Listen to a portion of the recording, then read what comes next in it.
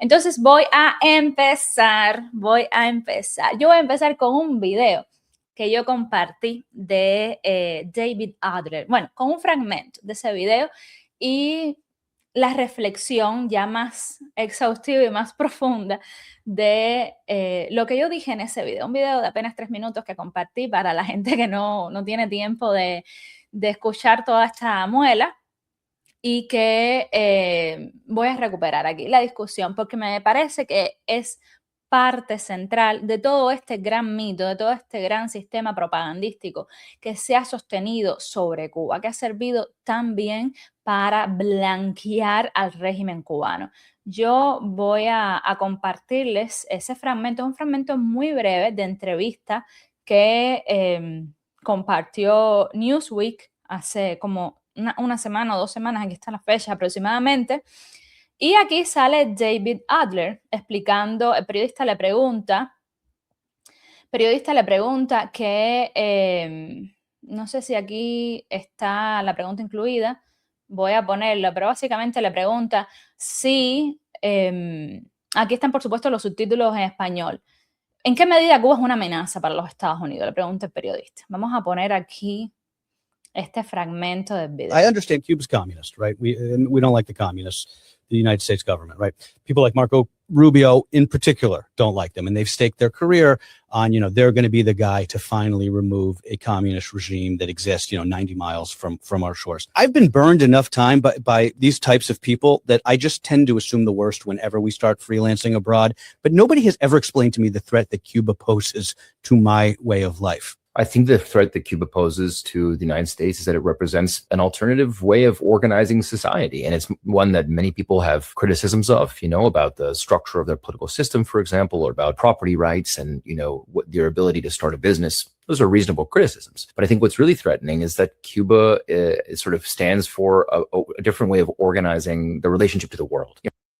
Ese fragmento que quiero compartir dura un poco más, este fragmento específico de Newsweek, pero esto para mí es ya suficiente. Más adelante vuelve sobre lo mismo, argumenta un poco más, pero básicamente esta es su tesis fundamental, que Cuba es un modelo alternativo, es una manera diferente de organizar la sociedad y de relacionarse con el mundo. Que Cuba, por supuesto, es susceptible a críticas, su modelo político es susceptible a críticas, el hecho de que no sea tan sencillo crear una empresa y los derechos sobre la propiedad. Pone esos ejemplos él. Pero que lo que constituye una amenaza, según David Adler, es que Cuba representa una manera alternativa de organizar la sociedad. Aquí yo quiero introducir 2 cosas. La primera es que esa no es la razón por la cual Cuba representa una amenaza en términos geopolíticos para Estados Unidos. Cuba representa una amenaza para Estados Unidos porque Cuba históricamente se ha aliado con rivales y enemigos de Estados Unidos, porque Cuba en 1962 le puso a Estados Unidos unos misiles soviéticos apuntando para su territorio, 90 millas de su territorio. Entonces, Cuba históricamente se ha aliado con todas las personas con las que Estados Unidos ha entrado en confrontación. Si han sido legítimas o no las broncas de Estados Unidos, eso es otra discusión. Esa es otra discusión en la cual aquí ahora yo no voy a entrar porque no es mi tema. Pero lo que sí es un hecho verificable, es que efectivamente Cuba sí ha supuesto una amenaza geopolítica para los intereses de Estados Unidos y para la seguridad de Estados Unidos, porque básicamente Cuba está a 90 millas de Estados Unidos. Cuba no está donde está Irán, Cuba no está donde está Rusia, Cuba no está donde está China, Cuba está a 90 millas. Entonces, obviamente, por una cuestión simplemente geográfica, si ese país tiene alianzas y complicidades con tus enemigos y está a 90 millas, siempre va a ser una amenaza. Siempre va a ser una amenaza. Fíjense que Claudia Sheinbaum tiene todo un discurso muy amigable con el régimen cubano, medio progresista de izquierda, aunque un poco ambivalente a veces, pero cuando se sienta a conversar con Trump, se entiende con Trump, porque cuando tiene que entenderse con Trump, ella se entiende con Trump. Y lo mismo Petro en Colombia, y lo mismo Brasil, todos los países del área, porque son vecinos de Estados Unidos y saben que para ser vecino de la primera potencia militar y económica del mundo, tú tienes que seguir ciertas reglas. Puedes, por supuesto, entrar a cuestionar si las reglas son justas, si no son justas, si por qué Estados Unidos. Tú lo puedes cuestionar, pero es un hecho, es una realidad. Y tu responsabilidad como persona que está al frente de un país, como político, como dirigente, es actuar desde los hechos, no desde lo que tú crees que debería ser distinto, que Estados Unidos no debería comportarse como un imperio, que Estados Unidos debería dejarte a ti hacer lo que tú entiendas, cuando tú tienes del otro lado, o Estados Unidos tiene del otro lado, a otros imperios comportándose como imperios. Entonces, esto es una dinámica que viene de dos lados, de dos lados. Estados Unidos no se va a dejar de comportar como imperio porque China no va a dejar de comportarse como imperio, Rusia no va a dejar de comportarse como imperio, Irán no va a dejar de comportarse como imperio, para poner así por arriba las fuerzas más grandes o más evidentes, porque en realidad hay muchas otras fuerzas también por debajo, disputando sus lugares en el mundo. Entonces, no es solamente Estados Unidos, es un escenario más complejo donde históricamente Rusia ha tenido posturas también imperiales, porque la Unión Soviética, bueno, que fue la Unión Soviética, un gran proyecto imperial, peor que Estados Unidos en miles de sentidos, mucho peor, mucho peor, que invadió Afganistán cuando tuvo que invadir Afganistán, que invadió todo lo que quiso invadir, y Fidel Castro en ese momento nunca tuvo ningún problema con los imperialismos de la Unión Soviética. Nunca los tuvo porque la Unión Soviética era su aliado. Entonces, más allá de ese contexto, más allá de que el mundo no es sencillamente lo que ocurre en tu territorio, más allá del hecho de que Estados Unidos no es solamente Estados Unidos porque está en relación con o en disputa con otras fuerzas igual de poderosas, aquí es importante reconocer el hecho que sí, Cuba sí constituye una amenaza para la seguridad nacional de Estados Unidos. Eso es un hecho. No porque Cuba tenga un gran ejército, no en ese sentido, sino porque sencillamente está a 90 millas. En el 62, incluso acabada de triunfar la revolución, con Fidel Castro súper joven, todavía bastante, con una imagen bastante saludable en el poder, Cuba tampoco constituía una amenaza militar para Estados Unidos en términos de fuerza. Si Estados Unidos hubiera querido intervenir Cuba en el 62, hubiera apoyado a la Brigada 2506 en el 61, probablemente hubiera derrotado a las fuerzas del castrismo, probablemente. Pero no constituyó una amenaza en 1962 y no la constituye ahora por su ejército ni nada similar, sino por la posición en la que está y por la manera en que esa posición ha sido utilizada por los rivales enemigos de Estados Unidos para confrontar a Estados Unidos.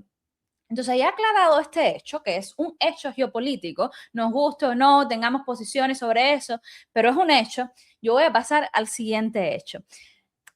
¿Por qué Cuba no es una alternativa? ¿Por qué Cuba no es una manera alternativa de organizar la sociedad? No es una manera alternativa de relacionarse con el mundo. Sencillamente porque esa presunta alternativa no ha sido elegida por la gente, no es una expresión de la voluntad popular del pueblo cubano, porque el pueblo cubano nunca ha podido acudir a ningún mecanismo, a ningún espacio para expresar de manera justa, de manera transparente, de manera democrática, lo que desea para su destino, lo que desea para su país. Eso no ha sucedido en Cuba. La revolución triunfó en 1959, tuvo un gran respaldo popular en ese momento porque la gente venía de Batista, pero desde 1959 hasta el presente no ha habido ningún momento en que la gente confirme que lo que quiere es lo que tenemos. Lo que quiere es lo que tenemos. Fidel Castro, ¿qué hacía? Se paraba en un discurso y decía 3 o 4 cosas, la gente respondía y eso para él eran ejercicios democráticos de expresión de la voluntad popular. Que la gente gritara, por ejemplo, paredón, como se gritó tantas veces en los 60, ante distintos casos que Fidel comentaba. El de Rubén Matos, quizás uno de los más famosos en el 59, no en el 60, Rubén Matos ocurrió en el 59, pero esos no eran ejercicios de expresión de la democracia, porque además en un espacio de un discurso de Fidel Castro en los 60, puede que convergieran, no sé, cientos de miles de personas. De todas formas, no es todo el pueblo cubano. Y puede parecer en una imagen que es mucha gente, pero eso no es un indicativo de que todo el mundo esté en la misma sintonía. De hecho, Cuba nunca ha estado en la misma sintonía, ni siquiera en esos momentos se podía decir que todo el mundo apoyaba a Fidel Castro, que todo el mundo estaba comprometido con la revolución. Desde luego que había mucha más gente involucrada con el proyecto revolucionario, porque Fidel Castro encarnó los sentimientos que tenía la gente de un país más justo, sin la violencia de Batista. Batista había dado un golpe militar en el 52, pero fue un gran traidor. Fue un gran traidor. Por eso los primeros opositores que tuvo Fidel Castro vinieron precisamente de sus mismas fuerzas, como fue Rubén Matos desde el mismo 59. Desde el mismo 59, Rubén Matos dijo, yo no quiero ser parte de esto. Y como Rubén Matos, tantas personas más que él, por supuesto, persiguió, encarceló, asesinó, todo lo que sabemos. Entonces, no es cierto que Cuba sea una alternativa, porque nunca hemos podido votar ni participar en espacios para decidir si eso lo queremos mantener o no. De hecho, cada vez que Cuba, los cubanos en general, han intentado hacer algún tipo de transformación de ese sistema, ¿qué es lo que ha pasado? Han sido reprimidos. Han sido reprimidos una y otra vez, una y otra vez, una y otra vez, una y otra vez. Y lo que te está diciendo eso, es que ese régimen se sostiene sobre la represión del disenso, sobre la represión de quienes intentan cambiarlos. No es que en Cuba no exista oposición, no es que en Cuba no exista gente que quiere cambiar eso, es que en Cuba cada vez que alguien ha expresado de cualquier manera que quiere cambiar ese sistema, la respuesta ha sido la violencia. Entonces eso es un sistema sostenido sobre el abuso del poder, sobre el abuso de la fuerza, sobre la violencia, sobre la cárcel, sobre el exilio, sobre el acoso de la seguridad del Estado, sobre toda una serie de violaciones de derechos humanos que nos pueden llevar a estar horas hablando de todas las maneras en las que Cuba ha reprimido la expresión del disenso. Y eso vuelve a Cuba un sistema ilegítimo, un gobierno ilegítimo, un Estado ilegítimo, con dirigentes ilegítimos. No son expresión de la voluntad popular. No quiero decir con esto que en Cuba no hay gente que se siente identificada con ese sistema. Por supuesto que la hay, por supuesto que hay gente que apoya ese sistema, que apoya a Miguel Díaz-Canel. Puede ser que lo haga por oportunismo, puede ser que lo haga por ignorancia, puede ser que lo haga por convicción, por las razones que sea, pero ciertamente hay gente que apoya todavía ese sistema y que cree que la revolución cubana es cierta y que todavía hoy perdura y es rescatable. Pero esa gente no puede tener más valor que la gente que no lo apoya. No puede estar en una posición de privilegio con respecto al poder. Porque eso lo que genera precisamente es un sistema de exclusión y de segregación política. Y eso lo que te dice es, de nuevo, que ese régimen no es legítimo. Porque si tú llamas legitimidad a tener el apoyo de quienes están de acuerdo contigo, tú estás sencillamente mintiendo, porque la legitimidad no es eso. La legitimidad no es eso. La legitimidad es que esa gente que está de acuerdo contigo vaya a unas elecciones y participe y compita contra la gente que está en desacuerdo contigo y gane. Pero esa gente que está apoyando ese régimen jamás ha ganado a la disidencia en unas elecciones, porque sencillamente la disidencia jamás ha podido participar en unas elecciones en Cuba. Jamás. Y no digamos ya en elecciones, no ha podido acceder al Parlamento, no ha podido acceder a un cargo de delegados en las circunscripciones del Poder Popular, no puede tener medios para expresar su visión de la realidad, su proyecto del país, no puede participar en protestas en las calles, y si participa en protestas en las calles son inmediatamente estigmatizadas y son vándalos, y están alterando el orden público y son reprimidos y son encarcelados. La disidencia en Cuba nunca ha tenido posibilidad para expresarse, para hacer exactamente eso que David Adler está haciendo, que es expresar su disenso con Estados Unidos. Eso a él no le ha costado absolutamente nada, absolutamente nada. Absolutamente nada. Si mañana puede ser que enfrenta por alguna protesta, algún acto represivo, David Adler tiene todo un sistema jurídico para enfrentar ese acto represivo aquí en Estados Unidos. Puede hacer como hizo, ir a los medios y conceder una entrevista, puede ir a las cortes porque va a encontrar cortes independientes, cortes transparentes, cortes que no están subordinadas al poder político como pasa en Cuba, y va a encontrar toda una serie de herramientas, de recursos para defender su derecho a ejercer derechos. En Cuba eso no sucede. En Cuba eso no sucede. Entonces, no es una alternativa. Nunca va a ser una alternativa lo que se sustenta sobre la violencia exclusivamente. Y Cuba hoy es un sistema que se sustenta exclusivamente sobre la violencia. Si ustedes quitan la violencia en Cuba, ahí no queda nada. Ahí no queda nada, tienen que dar golpes, tienen que meter a la cárcel a la gente, tienen que citar interrogatorios, tienen que exiliar para poder mantenerse en el poder. Porque si no utilizan la fuerza, si no abusan de la fuerza, sencillamente no pueden permanecer en el poder. Es lo único que tienen, la violencia. Lo único que tienen es la violencia. Entonces no podemos llamar alternativa a lo que se sustenta sobre la violencia. Mañana en Estados Unidos hay otras elecciones y la gente va a poder votar por otro presidente si ya no le conviene Trump. A los que votaron por Trump o a los que nunca les convino, pueden volver a intentar y cambiar su presidente. Cuba en 67 años no ha podido renovar el poder. No ha podido renovar el poder. En 2006 aquí en Estados Unidos, en 2026 hay de nuevo elecciones, midterm, elecciones. Hay de nuevo y tú vas y cambias a tus congresistas, a tus representantes, senadores, tú vas y los cambias.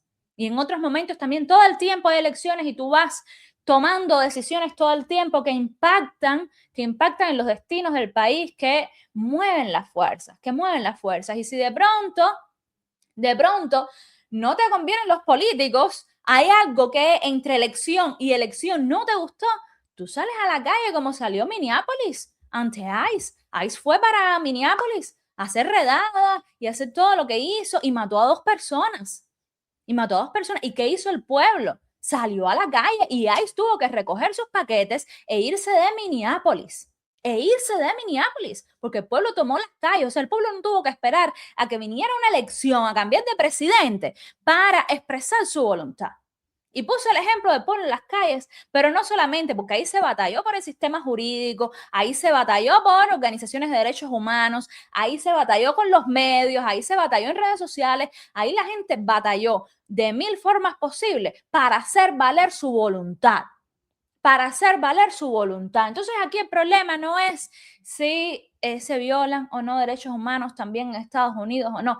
Aquí el problema es cuáles son las posibilidades que tienen los pueblos para hacer valer su voluntad una y otra vez constantemente. En Cuba no tenemos ni siquiera la oportunidad de ir a elecciones, no digamos ya de hacer valer nuestra voluntad entre una elección y otra, como pasa aquí en Estados Unidos. No tenemos esa posibilidad. El poder no se renueva nunca. Nunca en Cuba se renueva el poder. Y además, el poder nunca es fiscalizado. Porque ellos controlan absolutamente todo, porque son un régimen totalitario, un sistema totalitario, peor que todas las dictaduras. Los sistemas totalitarios, sean fascistas o sean comunistas, son peores que todas las dictaduras. Peores, porque a Pinochet lo tumbaron con un referéndum. Por supuesto, fue un proceso acumulativo, ocurrieron muchas más cosas. El referéndum fue como que el punto ahí culminante, ¿no? Pero fue con un referéndum en Chile que ganó la opción del no.